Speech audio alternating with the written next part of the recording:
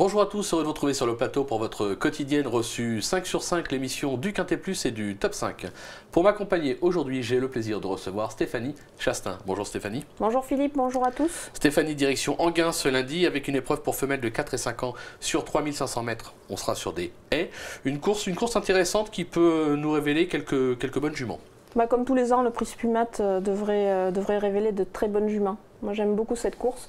Et puis je suis très contente de retrouver les sauteurs en région parisienne. C'est clair, ça fait du bien après le meeting de Vincennes, hein, c'est sûr. Oui. Bon, allez, on y va, on écoute votre sélection tout de suite. Alors le 3, carte sur table, le 2, Kamaloka, l'As, Festine, le 6, Vainet du Berlay, le 8, Xlem de Lume, le 4, Belle Rock de Kerzer, le 12, Bis de Mer et le 9, Haute Couture. Allez, on commence par le numéro 3, votre favorite, carte sur table, pardon. Elle se présente ici invaincue en 2 tentatives sur les balais palois et notamment un dernier succès dans le prix de Saran. C'est notre course référence, on va le voir.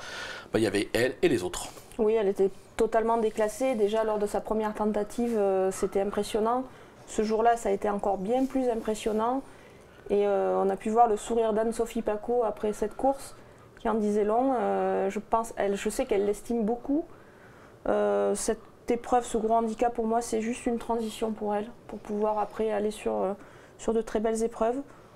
Voilà, si elle ne gagne pas, ça sera le coup d'après, je pense. Mais moi, je la vois gagner déjà dès ce lundi. Donc, vous pouvez lui faire confiance. Ouais, pour moi, c'est une base. Base incontournable. Vous lui opposez le numéro 2, Kamaloka, qui compte 2 tentatives à Enghien et 2 accessites à la clé. Elle s'est classée 4e du Bournosienne, c'était à Auteuil l'an dernier. Elle peut jouer un bon rôle ici aussi. Hein. Oui, je pense aussi qu'elle devrait jouer un bon rôle. Sa tentative dans le Bournosienne est vraiment excellente. C'était un bon lot, c'était un très bon lot ce Bournosienne. Là, c'est un handicap. Je trouve que le handicapeur lui laisse une chance, même si elle doit porter du poids. Mais vu la qualité du lot, pour moi, c'est un très bon point d'appui. Et puis, je crois savoir que son entraîneur ait confiance. Justement, son entraîneur, on va le retrouver, Patrice Quinton, puisque Emmanuel Rivon l'a rencontré. On l'écoute tout de suite. Catégorie des handicaps, elle a du poids, mais bon, c'est une jument qui a fait ses preuves. Qui est à l'arrivée de Bournosienne, qui à mon avis a une chance tout au moins pour une place. Comment elle aborde cette rentrée, dans quelles conditions? La jument est assez avancée, elle est sûrement pas à 100% mais elle est assez avancée. D'accord, suffisant probablement avec pour prendre une bonne allocation. Bon, sa place est à l'arrivée, on l'aura compris. On passe à l'As Festine qui compte déjà 2 succès sur cette piste, mais c'était des succès acquis sur le steeplechase. Elle s'est produite à Cagnes cet hiver, donc forme avancée.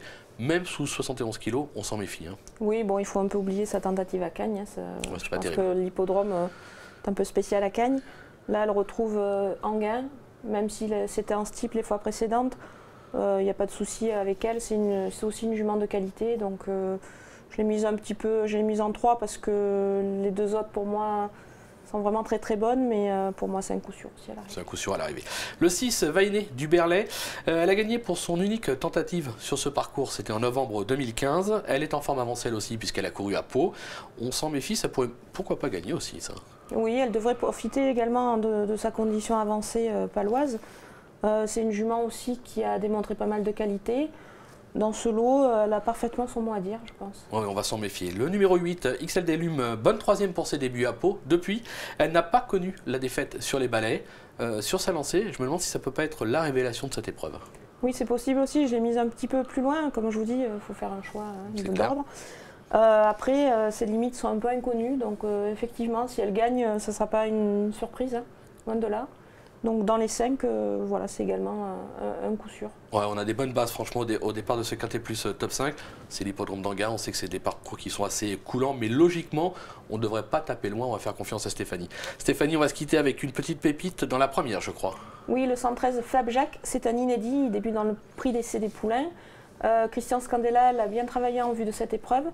Je pense qu'il pourrait réaliser une belle performance derrière des chevaux d'entraînement un peu classiques. Donc la cote devrait être intéressante, vous pouvez vous laisser tenter pour un petit jeu gagnant et peut-être un peu plus placé peut-être. Oui, et puis on peut le prendre en point d'appui dans tous les autres jeux. Hein, voilà, exactement. Même une 3e place, ça sera payant de toute façon. Exactement. Stéphanie, merci pour toutes ces informations. Merci à vous de nous avoir suivis. Bon jeu et à très vite sur le plateau. Merci, au revoir. Au revoir.